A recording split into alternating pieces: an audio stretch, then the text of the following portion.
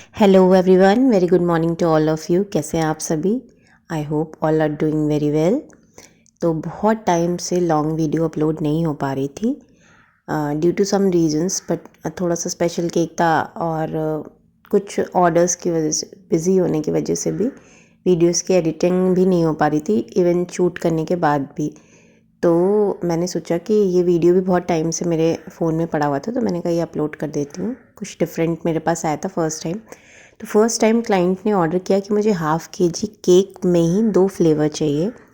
तो मैंने फटाफट से स्पॉन्ज बेक किया। आप नॉर्मल वनीला स्पॉन्ज भी बेक कर सकते हो या फिर आप हाफ़ हाफ़ करके भी ऐसे बेक कर सकते हो, पर मैंने सिंपल वनीला स्पॉन्ज बेक किया। उसके बाद में सोकिंग के लिए मैंने 2 अलग-अलग सिरप्स बनाए। एक मैं मेरा पाइनएप्पल क्रश के साथ और एक स्ट्रॉबेरी क्रश के साथ में। हाफ़ हाफ़ में सोकिंग की, जो मेरे बोर्ड में ऐसा आपको निकला सा एक पार्ट दिख रहा है, उसको ध्यान में रखते हुए मैंने हाफ़ हाफ़ ध्यान में रखा कि इस साइड से पाइनएप्पल है, इस साइड से स्ट्रॉबेरी। अदरवाइज़ आप नाइफ़ वगैरह से कट लगा के या कोई मार्किंग करके भी आप ध्यान रख सकते हो। और फिर लेयरिंग करने के बाद में इसी तरीके से हाफ़ हाफ़ सोकिंग करके फिर जैसे हम क्रीम और क्रश अप्लाई करते हैं, अगर आप फ्रूट फिलिंग करते हो तो आप उसी तरीके से उसी सेम जो आप क्रश अप्लाई करें उसी के ऊपर आप फ्रूट फिलिंग भी अप्लाई कर सकते हो। बट थोड़ा सा फ्रूट फिलिंग्स वगैरह डालने से हमारे केक एक्सपेंसिव हो जाते हैं, तो ये आपके क्लाइंट के ऊपर डिपेंड करता है कि वो किस तरीके का उनका बजट है और आप उनको क्या क्वालिटी देना चाहते हो, या आपके जो आसपास के एरियाज़ में आपके केक क्या प्राइस पे सेल होते हैं, तो उसके अकॉर्डिंग आप क्रश या फिलिंग्स का इस्तेमाल कर सकते हैं। तो इसी तरीके से लेयरिंग करके हाफ़ हाफ़ दोनों तीनों पार्ट्स पे सोकिंग और फिर उसके बाद में क्रीम और क्रश। ये देखिए मैंने इस तरीके से 2-2 बार जो है क्रीम को मतलब अलग-अलग डिज़ाइन में अप्लाई किया, जिससे मुझे पता चल जाए कि कौन से साइड वाला स्ट्रॉबेरी है और कौन से साइड वाला पाइनएप्पल है। तो इस तरीके से कंप्लीट करके मैंने ये जो हमारा स्ट्रॉबेरी और पाइनएप्पल फ्लेवर का केक एक ही आधा हाफ़ केजी में था बनाया। तो ये मैंने इसलिए सोचा कि थोड़ा अगर किसी को भी वीडियो जो बिगनर्स हैं मेरी तरीके से, उनको भी शायद कुछ हेल्प मिल जाए। और अगर आप लोगों को इस वीडियो से कुछ भी देखने से हेल्प मिलती है, अगर 1% लोगों को भी, please let me know in the comment section. और वीडियो को लाइक करना नहीं भूलिएगा और मेरी जर्नी में मेरे साथ रहने के लिए चैनल को सब्सक्राइब कर दीजिएगा। और जैसे कि आप लोगों को पता है कि मैं लखनऊ बेस्ड होम बेकर हूँ, जो कि कृष्णा नगर आलमबाग एरिया के आसपास के ज़्यादातर ऑर्डर्स लेती हूँ। बाकी अगर आपके बल्क ऑर्डर हैं थोड़े से, तो हम लखनऊ में कहीं पे भी डिलीवर करते हैं। और अगर आप पिक कर सकते हैं तो वेल एंड गुड है, कोई प्रॉब्लम ही नहीं है। और तो इस तरीके से मेरा कंप्लीट हुआ केक। ये लास्ट फाइनल लेयर हमने रखी और फाइनल लेयर पे भी सोकिंग की। उसके बाद में जैसे कि फ़ाइनल सोकिंग करने के बाद में मैं बाकी केक्स की तरीके से इसको हल्का सा आप क्रीम से ही आप क्रम कोट करके रख दिया। क्रम कोट क्यों ज़रूरी होता है केक में? क्रम कोट करने के बाद में आप थोड़ी देर उसको चिल होने के लिए रख दीजिए फ्रिज में, यानी कि लगभग हाफ़ एन आवर भी आपने रखा, आपका केक सेट हो जाता है, उसकी फिनिशिंग अच्छी आती है क्रम कोट करने से। बाकी अगर विंटर्स का सीज़न है, आपको कोई अर्जेंट ऑर्डर देना है, तो आप क्रम कोट करने के बाद भी फाइनल फ्रॉस्टिंग तुरंत भी कर सकते हैं। और अगर आप हमारी तरीके से मसाला आइस क्यूब वगैरह अंदर इस्तेमाल करते हैं, तो वैसे भी केक आपका बहुत जल्दी सेट हो जाता है। इवन आपका जो अर्जेंट ऑर्डर, जैसे कहते हैं ना कि हम गरम गरम केक निकालते हैं और स्लाइस करते हैं, उसके बाद में बना देते हैं, तब भी हमारा जो केक है वो अच्छे से प्रॉपर सेट हो जाता है। और सेट करने के लिए कई चीज़ें जो कि मैंने अपनी मिस्टेक से ही सीखी हैं। अगर आपका केक बॉक्स से नीचे से निकल जाता है जब भी आपके कस्टमर तक जाने तक, तो हमेशा आप डबल टेप से उसको नीचे सिक्योर करिए बोर्ड और बॉक्स के बीच में।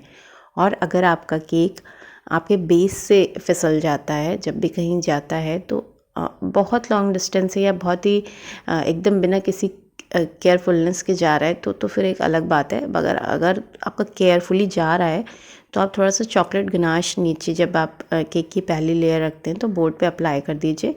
तो जितनी देर आपका केक ठंडा होगा, आपका केक उतना ही अच्छे से सेट हो जाएगा, बोर्ड से इधर उधर नहीं जाएगा।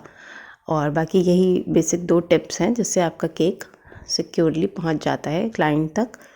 और फाइनल फिर क्रम कोट करने के बाद थोड़ी देर ठंडा होने के लिए मैंने रखा। उसके बाद में हमने फाइनल फ्रॉस्टिंग कर दी। फाइनल फ्रॉस्टिंग करने के लिए भी आपकी क्रीम का परफेक्टली विप्ड होना बहुत ज़रूरी है, और अंदर की क्रीम भी अगर आपकी अच्छे से विप नहीं होगी तो फिर आपकी बाकी की लेयर्स सेटल नहीं होंगी और एक दूसरे में स्लिप होने लगेंगी। इसलिए क्रीम का प्रॉपर विप होना बहुत ज़रूरी है। और अगर क्रीम को विप करने के लिए कुछ भी आपको टिप्स एंड ट्रिक्स चाहिए तो मेरे चैनल पे ऑलरेडी अपलोडेड है कि how to whip a perfect cream for cake frosting, तो आप वहाँ पे जाके चेक कर सकते हैं। और इसी तरीके से जब आपकी क्रीम अच्छे से विप्ड होती है तो फिर आपको प्रॉपर नोज़ल वर्क करने में, कोई भी डिज़ाइन बनाने में ये भी हेल्पफुल रहती है। तो इसलिए आपका बहुत इम्पॉर्टेंट है कि आपकी क्रीम अच्छे से विप हो। विप करने के लिए भी जो बेसिक 2 चीज़ें हैं वो भी मैं बता देती हूँ कि आपकी जब क्रीम आप विप कर रहे हो तो कोई भी आइस पार्टिकल उसमें नहीं होना चाहिए, यानी कि उसका जो कंसिस्टेंसी है वो एकदम लिक्विड ही होनी चाहिए। और दूसरा कि वो ठंडी होनी चाहिए, चिल, यानी कि कंसिस्टेंसी तो लिक्विड ही होनी चाहिए बट जो उसका टेम्परेचर है वो एकदम ठंडा होना चाहिए, तभी आपके अच्छे से हार्ड पीक्स बनते हैं। और हमेशा आप इनिशियली लो स्पीड से स्टार्ट करके हाई स्पीड पे जाइए, जब सॉफ्ट पीक्स बनने लगे तब आप हाई स्पीड पे लेके आइए, क्योंकि जितनी जल्दी आपके हार्ड पीक्स फॉर्म होंगे उतनी जल्दी मेल्ट होना शुरू हो जाएंगे। इसलिए थोड़ा सा वो टाइम लेके प्रोसेस में धीरे धीरे स्पीड बढ़ाइए और धीरे धीरे से अपनी क्रीम को विप करिए ताकि आपकी क्रीम परफेक्ट बने। बाकी क्रीम बनने के बाद, फाइनल फ्रॉस्टिंग होने के बाद, जो भी डिज़ाइन आपके कस्टमर ने कही है, अगर उन्होंने कही है तो उनके अकॉर्डिंग, या फिर अगर आपने अपने हिसाब से बनानी है तो अपने अकॉर्डिंग बना लीजिए। ये एक मेल क्लाइंट थे, उनके बर्थडे के लिए था, तो मैंने वाइट और ब्लू का कॉम्बिनेशन दिया है और ऐसे बीच में रोजेट्स डिज़ाइन कर दिए हैं नोज़ल की हेल्प से। और आप चाहें बटरफ्लाई का इस्तेमाल कर सकते हैं, या और बहुत सारे मार्केट में रेडीमेड टॉपर्स आते हैं, आप कुछ भी इस तरीके का यूज़ करके अपने केक को डेकोरेट कर सकते हैं। तो कैसा लगा आप लोगों को मेरा वीडियो, प्लीज़ मुझे ज़रूर बताइएगा। और ऐसे और भी वीडियोस और टिप्स एंड ट्रिक्स के लिए आप मेरे चैनल को फॉलो कर सकते हैं। मैं लाइव भी करती हूँ, जिससे लाइव भी रेसिपीज़ आप लोगों के साथ शेयर करती हूँ, और बाकी शॉर्ट्स और वीडियोस आप लोगों को देखने को ऐसे ही मिलते रहेंगे। So don't forget to share and subscribe, और जो भी आपके फ्रेंड्स के लिए आपको लगे कि ये बेनिफिशियल है, प्लीज़ उनके साथ में इसको शेयर कर दीजिएगा। और मिलते हैं नेक्स्ट रेसिपी के साथ। Bye bye, take care, thank you, keep watching.